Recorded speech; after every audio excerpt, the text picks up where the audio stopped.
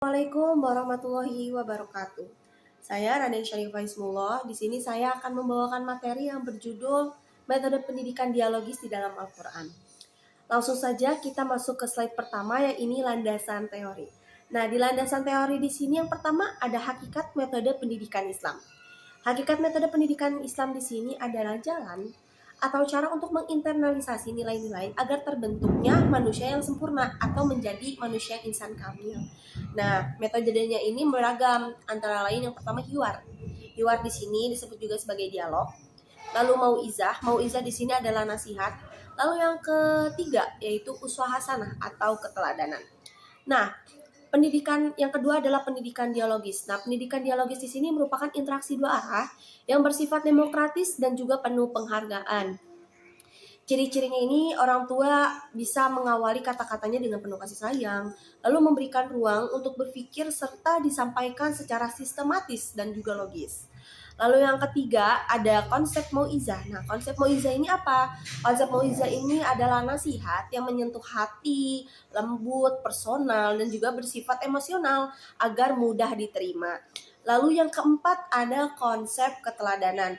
Nah, konsep keteladanan di sini adalah memberikan contoh nyata kepada anak atau berperilaku baik dan bisa ditiru oleh peserta didik.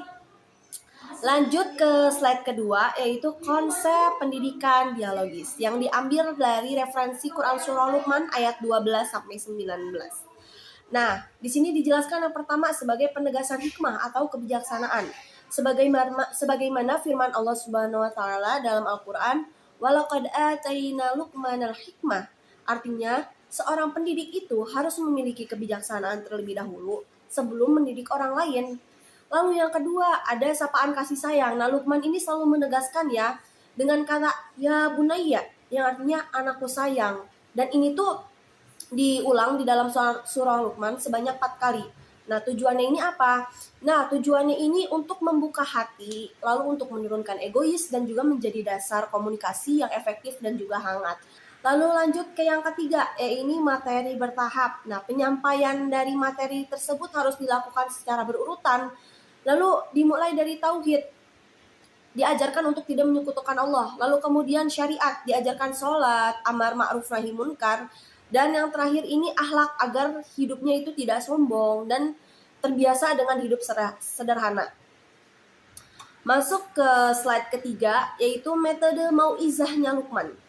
Nah, Luqman ini menyampaikan nasihat dalam 5 tema utama. Nah, tema yang pertama ini mauizah tauhid. Nah, mauizah tauhid ini diajarkan untuk tidak berbuat syirik, disertai alasan bahwa syirik ini adalah kezaliman yang besar. Lalu yang kedua ada mauizah bairul walidain, yaitu anak diajarkan untuk menanamkan rasa empati dan juga bakti yang besar terhadap pengorbanan orang tua. Lalu yang ketiga ada mauizah Lalu yang ketiga ada mauizah muraqabatullah. Nah, mauizah muraqabatullah ini adalah kesadaran bahwa Allah itu selalu mengawasi meskipun kita bersembunyi dimanapun dan juga sebesar biji sawi. Lalu yang keempat ada mauizah ibadah dan juga sosial perintah.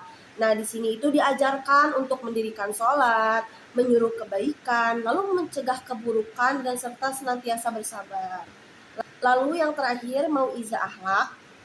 Di sini diajarkan jangan menyombongkan diri, berjalanlah dengan rendah hati dan juga lembah lembut dalam berbicara.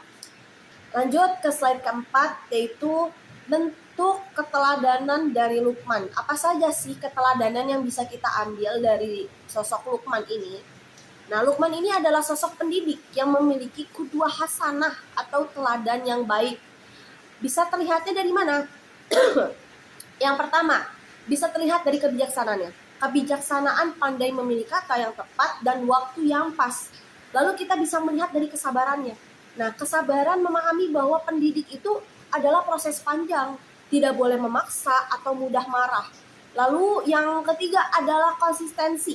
Nasihatnya ini mencakup hubungan dengan Allah yang sesama manusia dan ia pun mengamalkannya sendiri.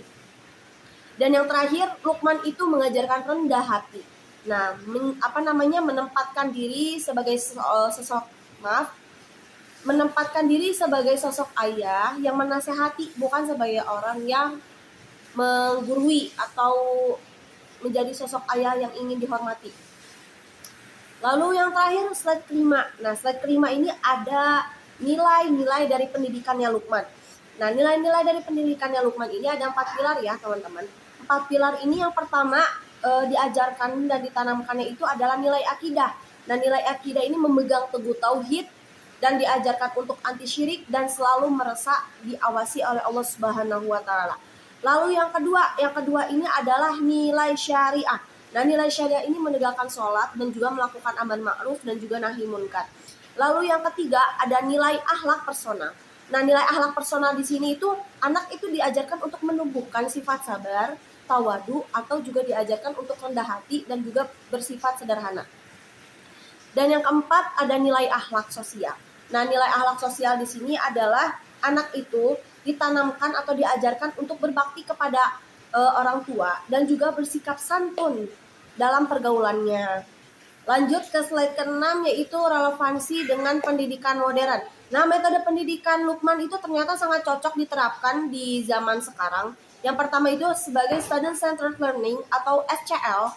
Nah, di sini tuh menempatkan anak itu sebagai subjek aktif, bukan sebagai objek yang pasif gitu, yang hanya disuruh-suruh saja. Lalu yang kedua ini ada pendidikan karakter.